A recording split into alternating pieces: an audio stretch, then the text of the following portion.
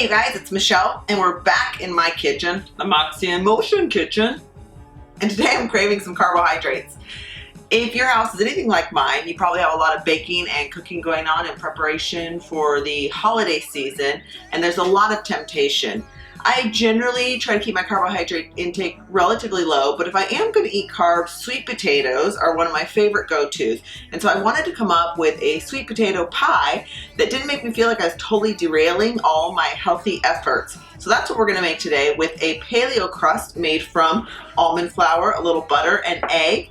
And then the sweet potatoes, which then you can sweeten with stevia if you want to go totally sugar-free, or with whatever natural sweetener you decide to choose. Follow me! The base of any pie is the crust, obviously, and I found this awesome paleo crust that is made from almond flour and a little bit of coconut flour, and I'll put the recipe below.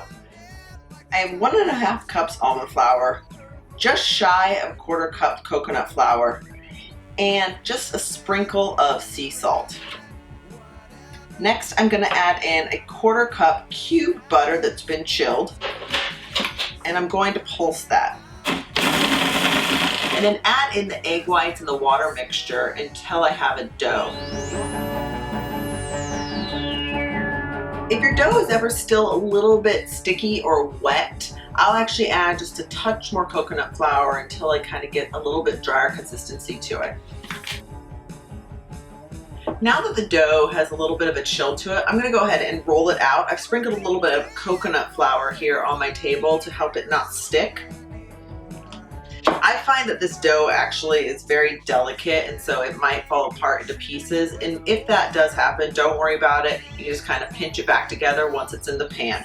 Although the recipe doesn't call for more coconut flour, I actually find a little bit of extra helps it a little bit to be a little bit more manageable.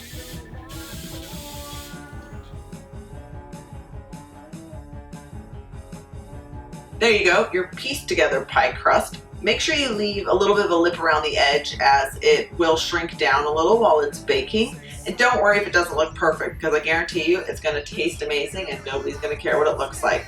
Pop it in the fridge and let it chill while you finish up that sweet potato pie filling. Next, we're going to do the fun part, the really yummy, tasty part, the filling, which is essentially mostly sweet potatoes.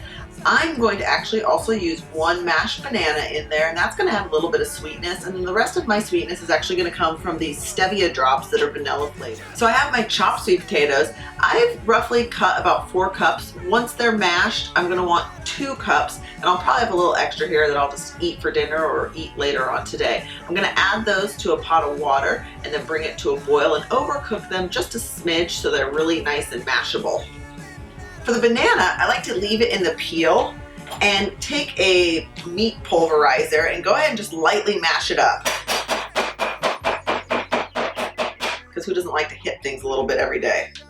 Once you've measured out a roughly 2 cups of mashed sweet potatoes, you're going to add that to the food processor. And then you're going to mix in all the rest of the ingredients. 2 whole eggs plus the remaining egg yolk from the egg whites for the crust. 3 tablespoons of melted butter, seasoning to taste. I like to use cardamom, nutmeg, and cinnamon. Mostly cinnamon, just a sprinkle of nutmeg, and maybe about half the cardamom is the amount you did cinnamon. And then the vanilla stevia drops to taste. You're also going to add in that 1 whole mashed banana.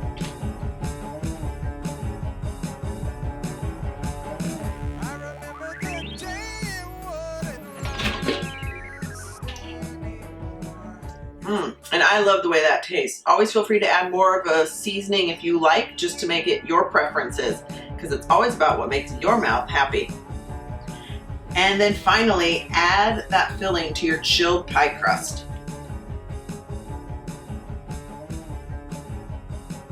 And finally, pop it in a 350-degree preheated oven. I'm super excited to eat this thing.